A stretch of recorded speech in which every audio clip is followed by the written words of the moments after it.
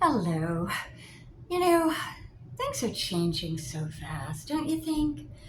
Well, I remember a much friendlier time back when I was growing up, or even 20 some odd years ago, how people would still say hello and look at each other in the eyes. And whether you knew that person or not, you were just being friendly. It was like a nice little friendly exchange. It was something that was human. It felt good, I don't think we do that anymore. And then I heard something today that really sent me into shock. A woman in Arizona died, but she didn't die at home alone. She died at work in her cubicle and wasn't found for 4 days. 4 days! How do you die at work where there are people, where there are cameras, and nobody. I haven't seen Brenda for a while. I don't know. She's just a really hard worker. She is a hard worker. She's dead. Okay, and was I think it was the janitor who said he walked by and yeah smelled something. That's not good. It gets you worried as a society. What's happening to us? It's wacky. Wow. I can understand if something like that happened at home, but not at work. It's just absolutely crazy. It got me to wonder, what am I going to do? Like walk down the street someday and maybe grab my heart and fall, and kid takes his camera out, and you don't know if he's going to call 911 or videotape it for TikTok. It's a toss up. It really is. People are on their phones constantly. This woman was walking down the stairs the other day at my gym and just looking and texting as slow as she could.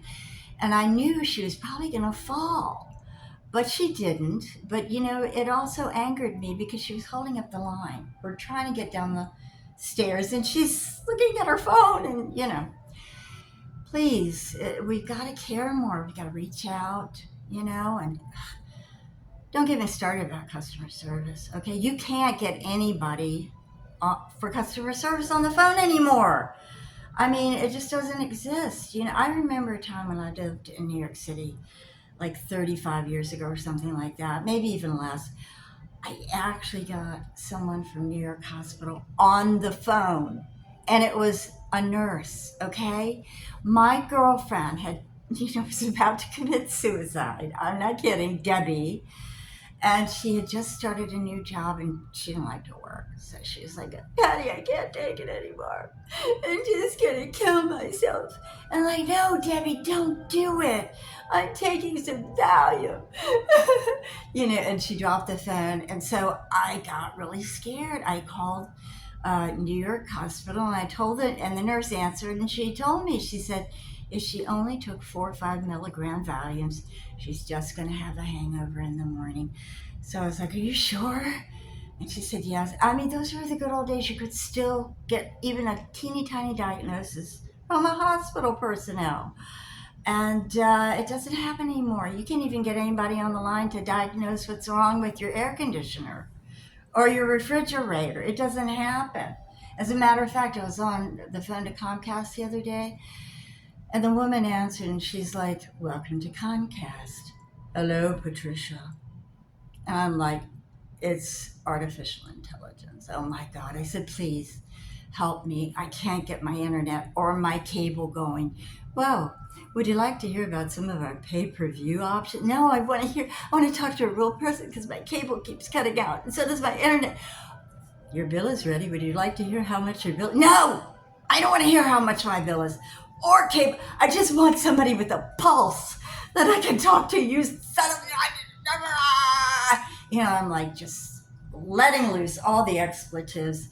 I mean, I don't even know some of the words I was saying. I don't know where they came from, but you know, I called back several times and did that, and I'm pretty sure that I'm on the FBI's list now for the most volatile caller, abusive caller, ever, especially for Comcast.